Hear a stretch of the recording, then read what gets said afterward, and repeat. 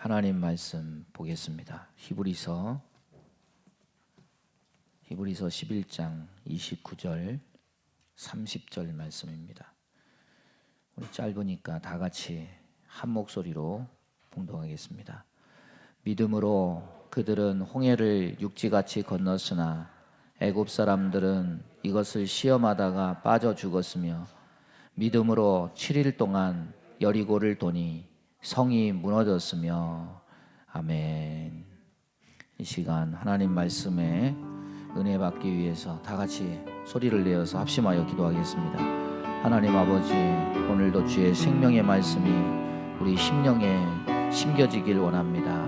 아버지, 말씀하여 주옵소서. 주의 백성들이 그 말씀을 듣고 영원히 소생하며 돌이켜지며 새로워지는 은혜를 허락하여 주옵소서. 예수님의 이름으로 기도하옵나이다. 아멘.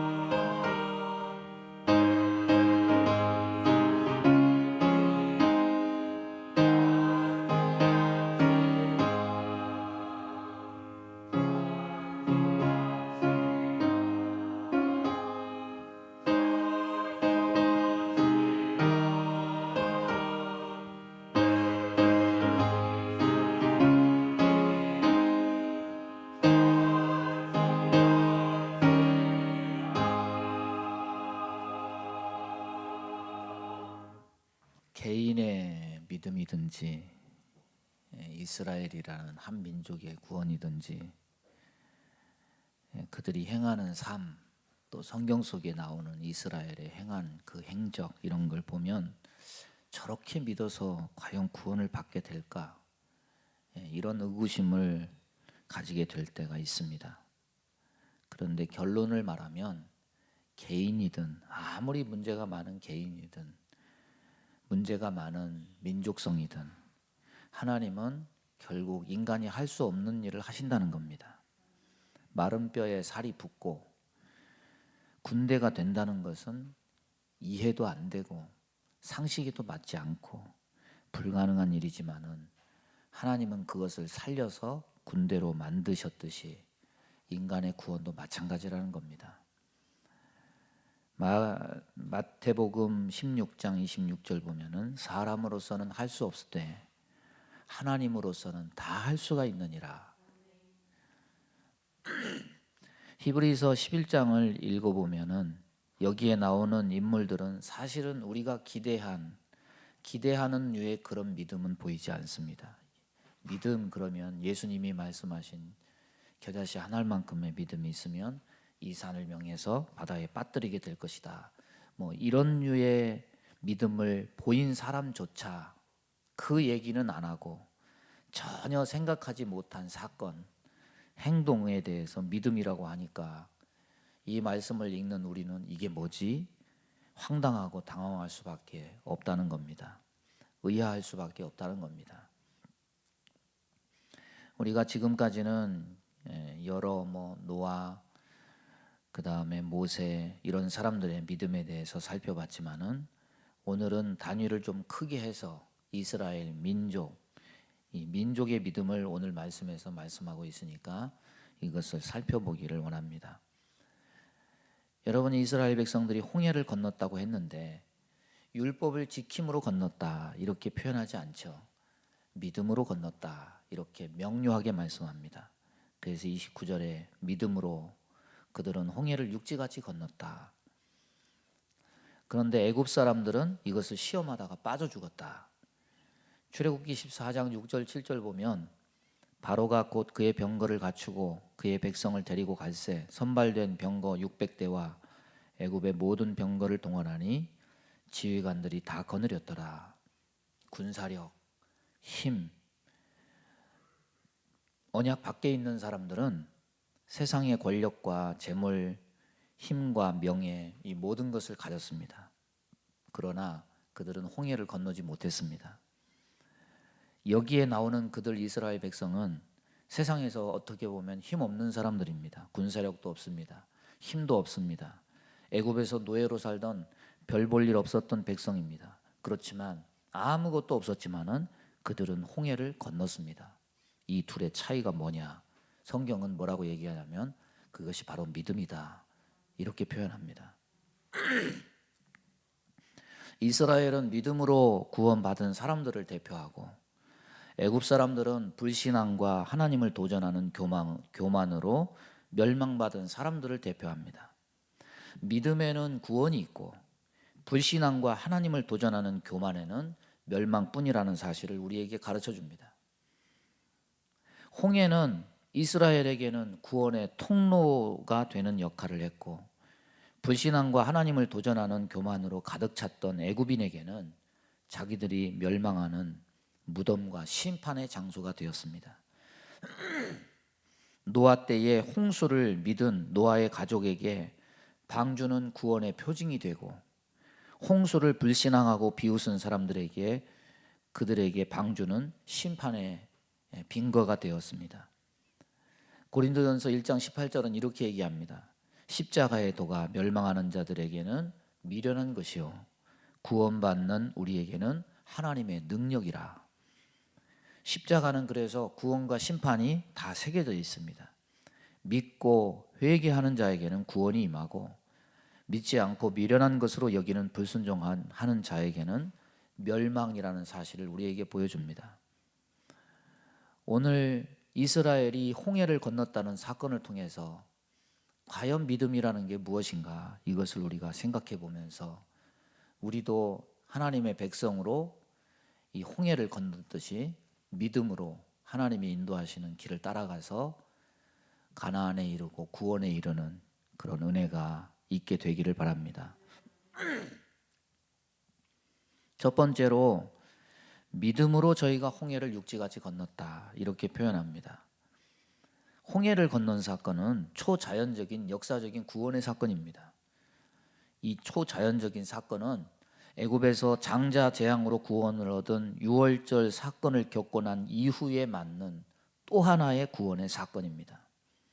출애굽기 12장 37절, 41절, 42절 보면 이스라엘이 애굽의 종살이 430년을 끝내고 그 밤에 모두 애굽에서 나왔다 이렇게 기록합니다. 유아 외에 보행하는 장정만 60만 명가량이고 중다한 잡족과 많은 생축 애굽인들에게 받은 은금 패물을 가지고 나왔다. 이 출애굽의 역사적인 밤을 이스라엘은 여호와의 밤으로 대대로 지켜라 이렇게 명령합니다. 밤은 다 똑같은 밤 아니에요? 근데 그날을 유독 여호와의 밤이다, 하나님의 밤이다 이렇게 지칭을 했습니다. 이것은 무엇을 의미합니까? 구원이 누구에게로 말미암은가를 분명히 보여주는 거예요. 그리고 모세의 명을 쫓아서 저들의 조상 요셉의 해고를 취했습니다. 숫곳에서 발행하는 바로 그 시간에 처음 보는 것이 생겨나는데 불기둥과 구름기둥이 저들의 앞에서 행하기 시작했습니다. 낮에는 구름기둥, 밤에는 불기둥, 저들을 하나님이 인도하신다는 임재의 표적으로 저들의 현실 속에 만질 수는 없지만 눈으로 볼 수 있게 나타났어요. 이 메시지가 뭡니까? 단순한 메시지가 아닙니다. 내가 너희들과 함께한다. 너희들은 내가 인도하는 대로 따라오라. 이것이죠. 천국이 뭡니까? 천국은 뭐 금은보화로 꾸민 곳이 천국이 아니에요. 천국은 뭐냐? 따라서 보겠습니다. 하나님이 임재하신 곳이 천국이다. 잊지 마세요. 하나님이 함께하면 천국으로 변해요. 하나님이 함께한다는 임재의 표시, 불기둥, 구름기둥. 이스라엘 백성 430년 동안 애굽 생활로 말미암아서 아무런 믿음이 없는 그 무리에게 성경도 없고 뭣도 없고 아무것도 없어요. 믿음을 주기 위해서 눈으로 하나님이 임재한다는 함께하는 그 형태로 나타난 거예요. 하지만 불기둥과 구름기둥이 하나님의 존재 자체는 아니에요. 불기둥과 구름기둥의 메시지는 뭐냐? 말씀이죠. 내가 함께한다는 것을 그걸 통해 믿어라. 이것이 서면 너희도 서라. 이것이 가면 너희도 가라. 하나님의 지시요 사인입니다. 하나님과 동행한다는 것이 불기둥, 구름기둥 자체가 아니에요.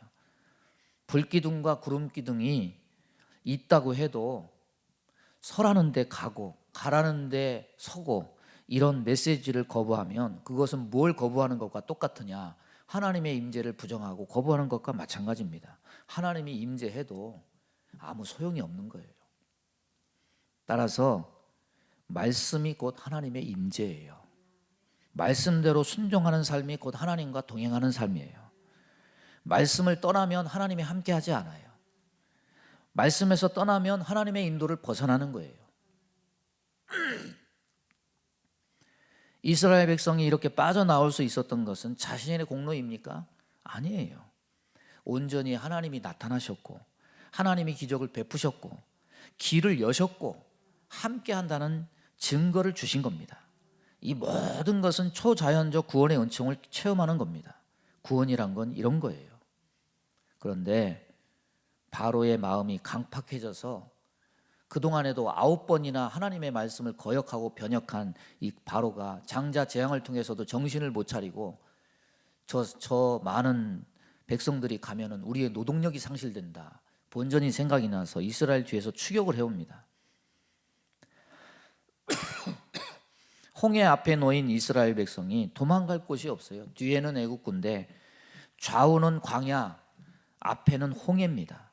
이스라엘 백성들이 심히 두려워했다. 하나님께 부르짖었다. 그것도 안 되니까 이제 저들의 지도자인 모세를 원망했습니다. 여러분, 이 상황은 뭘 의미합니까? 구원은 그냥 구원이 아니에요. 구원에는 반드시 뭐가 따라다니느냐? 믿음의 시험, 시련이 분명히 따라다녀요. 외적 위기로 인해서 내적 믿음이 시험을 받는 것을 나타냅니다. 여러분, 내적으로 믿음이 있다는 것은요, 오히려 외적인 환경과 고통을 극복합니다. 내적 믿음이 확고하면 외적 위기에 흔들리지 않아요. 그러나 믿음의 근거가 하나님을 신뢰하는 데 있지 않고 외부 환경에 따라서 바뀔 때 이것은 환경이 바뀌면 내적 믿음이 오히려 흔들려 버려요. 그렇기 때문에 믿음은 반드시 무엇이 따르느냐? 고난과 시험과 시련이 따라갑니다. 가나안으로 가는 광야교회는 반드시 믿음의 위기가 있었습니다. 이때 모세가 외칩니다. 두려워하지 말아라. 여호와께서 오늘날 너희를 위하여 행하시는 구원을 보라. 뭘 얘기합니까? 따라서 보겠습니다. 신자의 위기는 하나님의 구원을 맛보는 계기가 된다. 위기 만났다고 좌절해버리면 그 사람은 그냥 멸망하는 거예요. 코로나 닥쳤다고 신앙이고 뭐고 나 살아봐야 되겠다 그렇게 생각하고 신앙 놔버리면 그냥 멸망하는 거예요. 여러분 평안할 때 하나님의 역사를 보게 되십니까? 어려움과 고난 속에 하나님의 역사를 보게 되십니까? 저는 작년에 체험했어요. 아, 코로나 속에서도 하나님이 역사하시는구나. 제 눈으로 보고 체험했어요. 야고보서 1장 2절 4절에서 내 형제들아 너희가 여러 가지 시험을 당하거든 온전히 기쁘게 여기라. 이는 너희의 믿음의 시련이 인내를 만들어내는 줄 너희가 알미라. 인내를 온전히 이루라. 이는 너희로 온전하고 구비하여 조금도 부족함이 없게 하려 함이라. 여러분 하나님의 심판을 언제 받습니까? 언제 멸망당합니까? 코로나 터져서 멸망받는 거 아니에요. 따라서 보겠습니다. 믿음이 없을 때 심판받는다. 분명한 사실이에요. 그런데 인간은 그렇게 생각 안 해요. 외부적 환경과 상황이 곧 두려움이고 멸망이고 심판이라고 믿어요. 덜컥 겁을 집어먹고 덜컥 두려움에 빠지고 덜컥 하나님을 원망해 버립니다. 그렇지 않습니다. 사람이 망하는 것은 환경이 안 좋으면 망하는 것이라고 믿지만 아닙니다. 틀렸어요.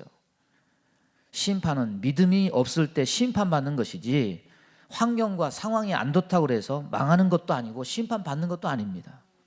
그런데 우리는 믿음과 소망을 자꾸 하나님께 두려워하지 않고 자꾸 눈으로 보이는 환경과 상황에 두려고 해요. 그러면 안 돼요. 위기 속에도 하나님은 영원하신 하나님이고 존재하셔요. 그래서 위기가 신자의 기회가 될 수도 있습니다. 하나님의 구원을 보는 기회가 될 수도 있습니다. 사람들이 다 육신의 평안함을 사모하죠. 육을 가진 사람은요 다 똑같아요. 배고프면 먹고 싶고 졸리면 자고 싶고 눈으로 보면 사고 싶고 다 사람은 똑같습니다. 그러나 여러분 기억하십시오. 육의 평안이 구원과 믿음을 만드느냐? 성경을 보면 육의 평안은 구원과 믿음을 만들기는커녕 오히려 심판을 불러왔다. 이렇게 증거해요. 일관적이에요. 노아 홍수 심판, 먹고 마시고 시집가고 장가가고 집을 사고 팔고 그러다가 사람들은 멸망했다. 소돔과 고모라 유황불 얘기하니까 롯의 사위들은 농담으로 여겼다. 평안한 삶의 연속에서 생각지도 않았어요. 지도에서 완전히 사라져버렸어요. 솔로몬의 타락은 뭡니까? 금과 은을 바닥에 깔린 돌처럼 흔하게 그런 부요함 속에 살았지만은 결국 솔로몬은 거기서 그 평안함을 가지고 타락의 길을 걸었어요. 성경은 육신의 평안함이 믿음과 구원에 있어서 별로 유익되지 못했다. 이것을 말하면서 우리에게 경고하고 있는 거예요. 다윗은 어떤 칭함을 받았습니까? 하나님의 마음에 합한 자다. 칭찬을 받은 그 믿음의 용장 다윗이 평안한 시절에 전쟁터에 나가지 않고 궁중에서 거닐다가 결국 나락으로 떨어져요. 육신의 평안함은요 죄 지을 기회를 줍니다. 대부분의 사람들이 기회가 없어서 죄를 안 지을 뿐이에요. 재물, 건강, 시간 여유가 많으면요 눈이 한 곳으로 또 돌아가요. 분명히 죄를 짓게 돼 있어요. 여러분 삶이 평안하세요? 하나님께서 내 삶에 복을 주셔서 가정도 평안하고 자녀도 잘 되고 모든 것이 순조롭게 잘 진행되고 있어요? 그런데요 조심하세요. 그 평안한 삶 속에 믿음은 어디 갔어요? 평안한 삶이 저와 여러분의 믿음을 오히려 깎아먹고 있다면 그건 인간적인 복이지 절대로 성경에서 말하는 신앙적인 복이 절대 아니에요. 누가복음에 보는 부자는 자랑하지 않습니까? 너무나 잘 되고 형통합니다. 곡식이 너무 많아서 창고가 부족해요. 그래서 창고를 짓고 내 모든 곡식과 물건을 거기 쌓아두자. 내 영혼아 먹고 마시고 즐기자. 그런데 그 잘되면 하나님이 기뻐하십니까? 하나님 기뻐하지 않아요. 이 어리석은 자야, 오늘 밤 네 영혼을 도로 찾을 건데 그러면 네 준비한 것이 누구시 되겠느냐? 여러분 분명히 기억하세요. 육신의 잘됨이 믿음 깎아먹고 팔아먹는 것으로 나타나면 그것은 세상적인 복이지 신앙적으로는 어떤 길을 가느냐? 저주와 멸망의 길을 간다는 거예요. 라오디게아 교회 자부심이 뭡니까? 나는 부자다, 부족함이 없다, 하나님께 복 받았어, 물질에 어려움이 없어, 근심이 없어. 그런데 예수님 절대로 기뻐하거나 칭찬하지 않아요. 네 공고한 것과 가련한 것과 가난한 것과 눈먼 것과 벌거벗은 것을 네가 알지 못한다. 네가 맹인이구나. 너는 불로 연단한 금을 사서 부요하게 하고, 흰옷을 사서 벌거벗은 수치를 보이지 않게 하고, 안약을 사서 눈에 발라 보게 하라. 너는 영적으로 불쌍한 자야. 이렇게 말해요.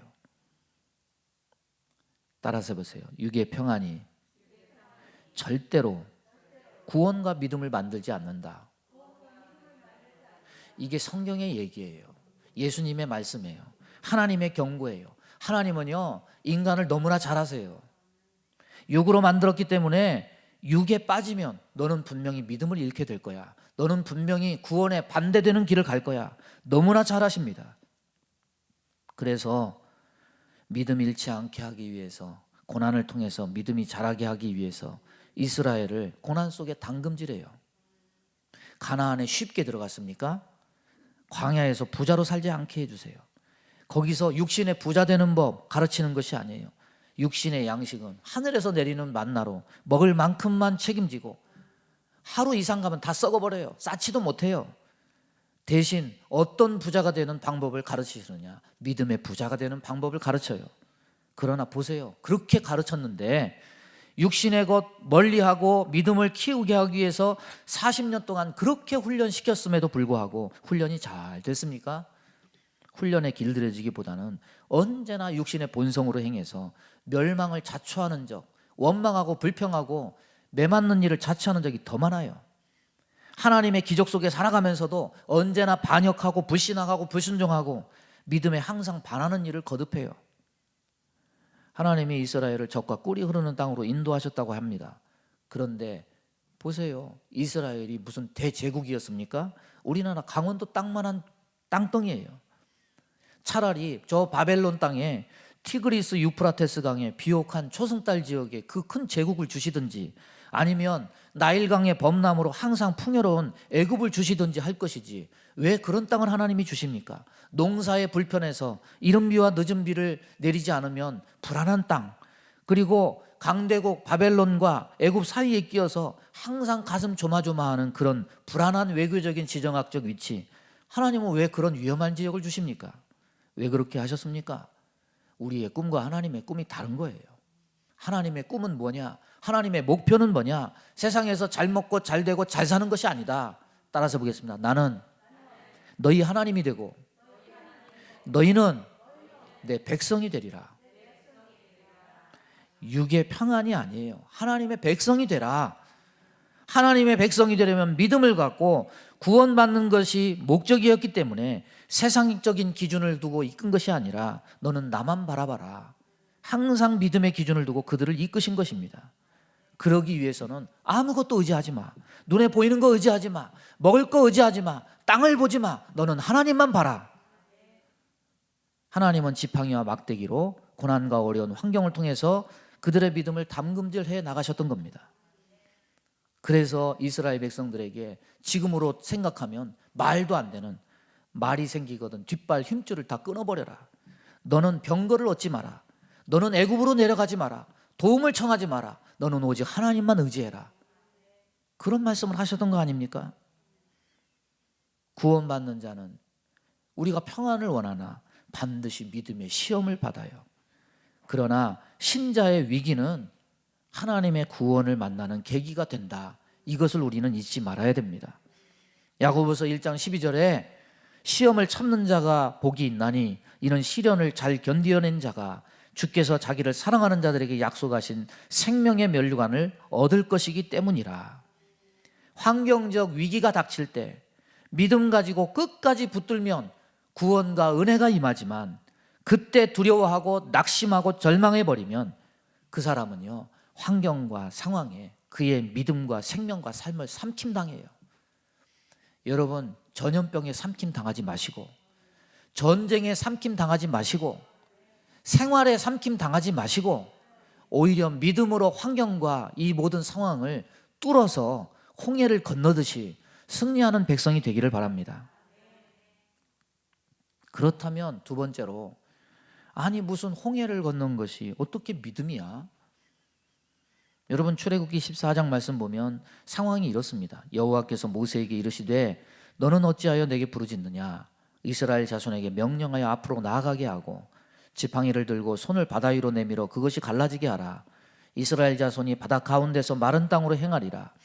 내가 애굽 사람들의 마음을 완악하게 할 것인즉 그들이 그 뒤를 따라 들어갈 것이라. 내가 바로와 그의 모든 군대와 그의 병거와 마병으로 말미암아 영광을 얻으리니 내가 바로와 그의 병거와 마병으로 말미암아 영광을 얻을 때에야 애굽 사람들이 나를 여호와인 줄 알리라.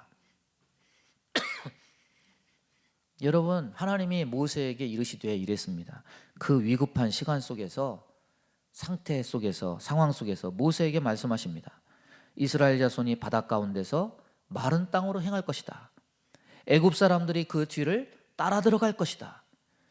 바로와 그 모든 군대와 그 병거와 마병으로 말미암아 영광을 얻을 것이다.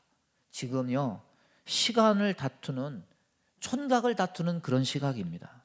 모세는 시간적 진행, 사건적 진행을 하나님으로부터 귀로 들어서 알았어요. 그런데 이스라엘 백성 전체가 이것을 알았을까요? 성경은 이런 이야기를 모세가 이스라엘 백성에게 전해주었다, 이런 내용이 기록되어 있지 않아요. 다만 하나님이 말씀하신 대로 모세는 행했고 이스라엘 백성은 앞에는 홍해, 뒤에는 애국 군대의 추격 두려움 속에서 환경이 그렇게 되어지는 상황을 보고 그대로 따라갔습니다. 그래서 성경은 이 사건을 어떻게 기록하고 있느냐? 믿음으로 모세는 그렇게 말하지 않아요. 믿음으로 그들은 이렇게 기록해요. 이스라엘은 민족적으로 사건만 터지면 불평하고 원망하고 그랬습니다. 이 홍해 사건 속에서도 믿음의 시련이 왔을 때 두려워했고 하나님을 향해서 부르짖었고 모세를 향해서 원망의 말을 했습니다. 그러나 그렇기는 했어도 그들의 행함은 어땠느냐? 하나님이 열어주시는 대로 그대로 따라갔다. 따라서 보겠습니다. 하나님이 열어주시는 대로 그대로 행했다. 그대로 따라갔다. 그래서 오늘 본문은 믿음으로 그들은 이렇게 말하는 거예요. 이스라엘 백성은 홍해를 육지같이 건넜다, 이렇게 말하는 겁니다.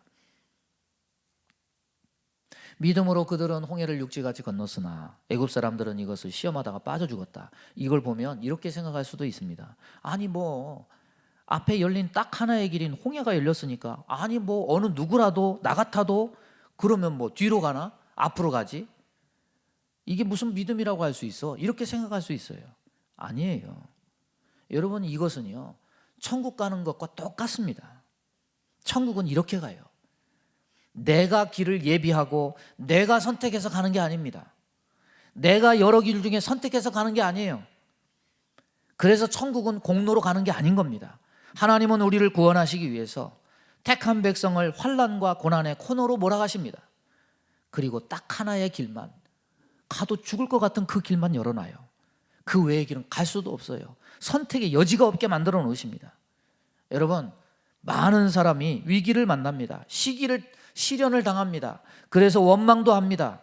그런 모습 볼 때 개인이든 큰 단체든 아니 이런 믿음으로 무슨 천국을 가? 이렇게 싶습니다. 그러나 하나님은 믿음의 백성들을 선택의 여지가 없는 상황으로 몰아가셔서 믿음으로 그 길만 가도록 그렇게 만들어 가십니다. 구원은 그런 겁니다. 양을 보세요. 양이 우리로 가잖아요. 우리로 막 몰아가요.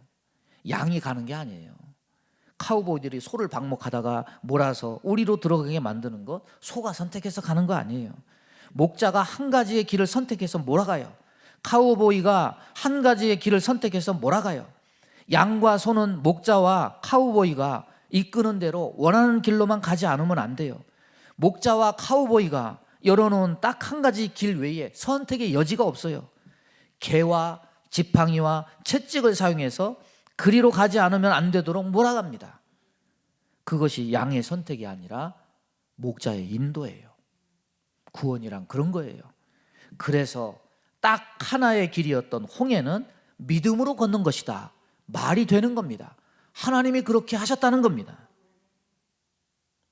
그런데 또 한 가지 사실을 우리는 이 말씀에서 발견합니다.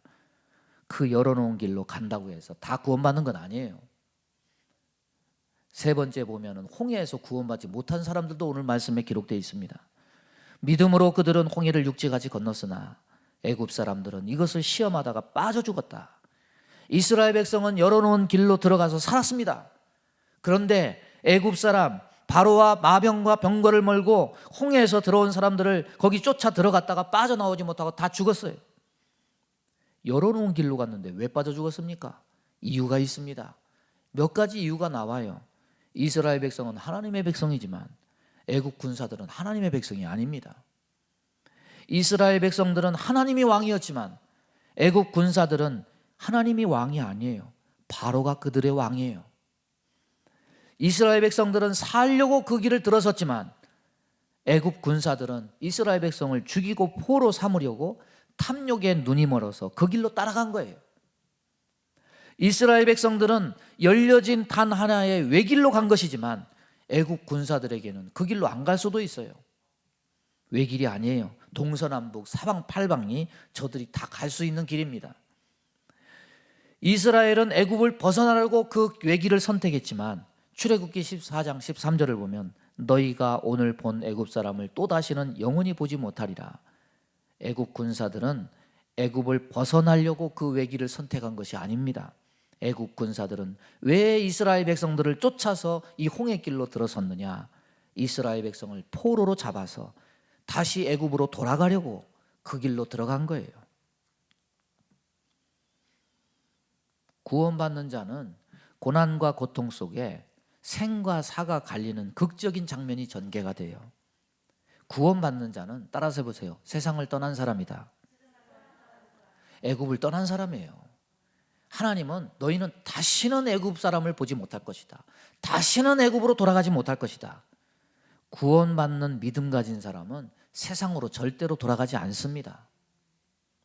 그는 단 하나의 길을 가는 거예요. 애굽을 떠나서 천국문으로 가는 거예요. 하나님은 우리를 그렇게 몰아가셔요.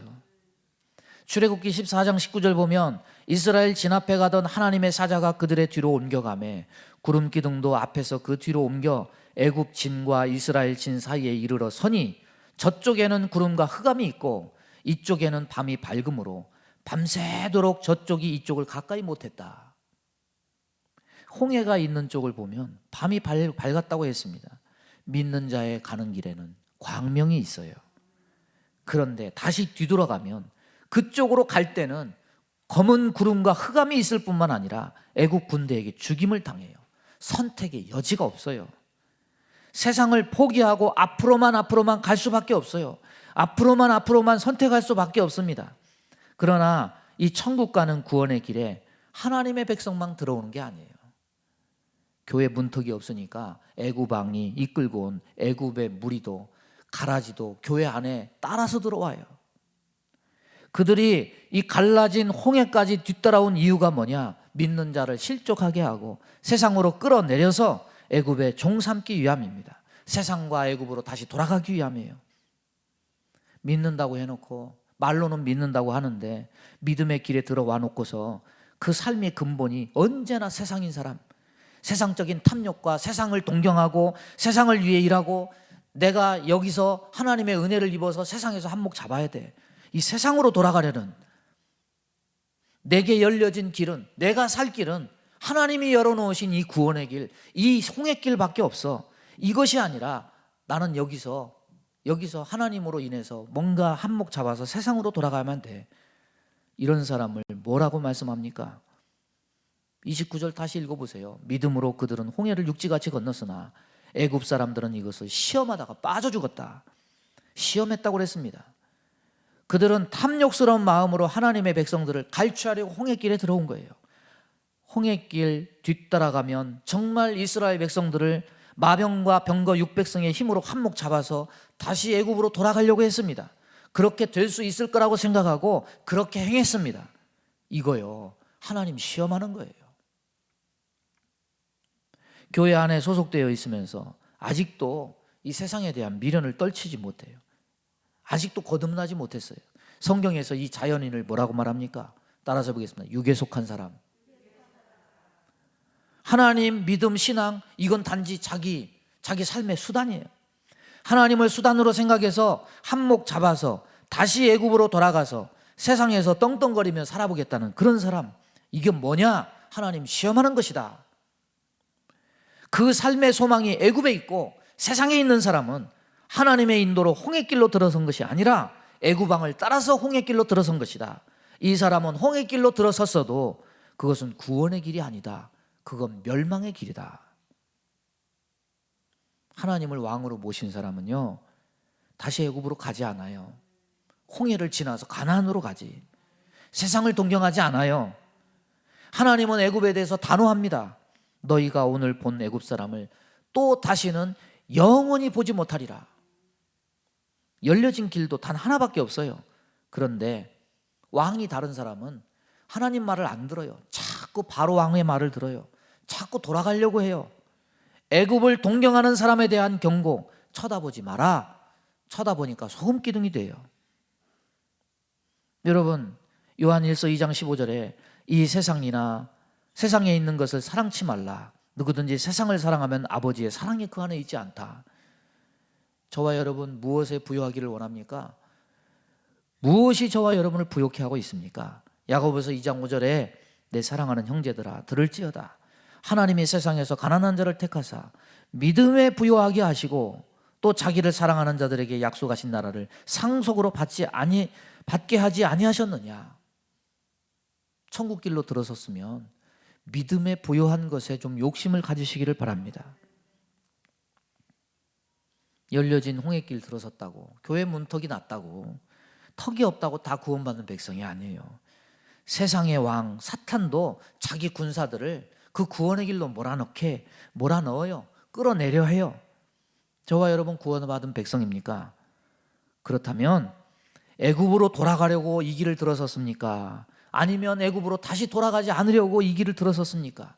스스로 자문해 보시기 바랍니다.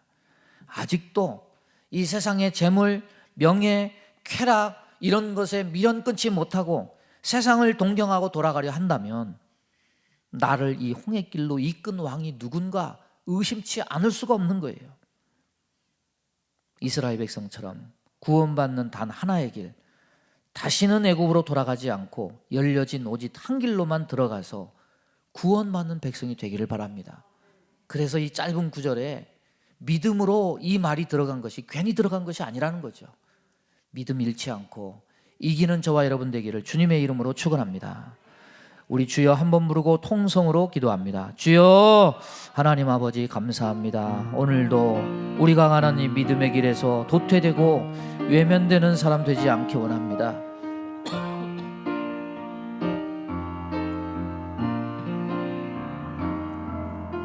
성령님 우리 마음을 다스려 주셔서 진리로 인도하시고 하나님 말씀 붙잡고 천국길에서 아버지 하나님 생명길로 갈 수 있도록 인도해 주옵소서. 예수님의 이름으로 기도하옵나이다. 아멘. 믿음의 손을 가슴에 얹습니다. 몸이 아픈 곳에 손을 얹습니다. 하나님, 우리 모두 다 홍해길에 들어섰지만 내가 정말 주님을 왕으로 모시고 있습니까? 천국길로 가려고 이 길에 들어섰습니까? 아니면 세상으로 돌아가려고 이 길에 들어섰습니까? 우리의 왕이 누구인지, 내 믿음의 현 주소가 어디에 있는지 우리가 다시 한번 생각하며 우리의 믿음을 점검하는 말씀이 되게 하여 주옵소서. 우리 마음 가운데 원망, 불평, 시기, 질투, 미움, 다툼, 이간질하며 불순종, 불신앙케 하며 불안, 초조, 염려, 근심, 두려움을 주는 모든 어둠은 다 떠나 갈지어다. 성령님 우리 마음을 주장하여 주옵시고 우리의 눈을 열어 주옵시고 우리의 귀를 열어 주옵시고 우리의 마음을 살펴서 생명길, 소망의 길로 가는 귀한 백성 다 될 수 있도록 인도하여 주옵소서. 몸이 연약한 곳에 손을 얹고 기도합니다. 손을 얹는 곳마다 보혈로 씻어주시고 성령의 불로 태워 주옵소서. 예수 이름으로 명하노니 모든 병만은 다 떠나갈지어다. 영육간에 강건해서 세상길 왕 애굽왕의 말을 따르는 길로 가지 아니하고 하나님이 원하시는 천국길을 가나안으로 가는 길을 행해서 온전히 주님의 인도를 따라서 앞으로만 가는 믿음의 백성 다 되게 은혜 내려 주옵소서. 예수님의 이름으로 기도하옵나이다. 아멘.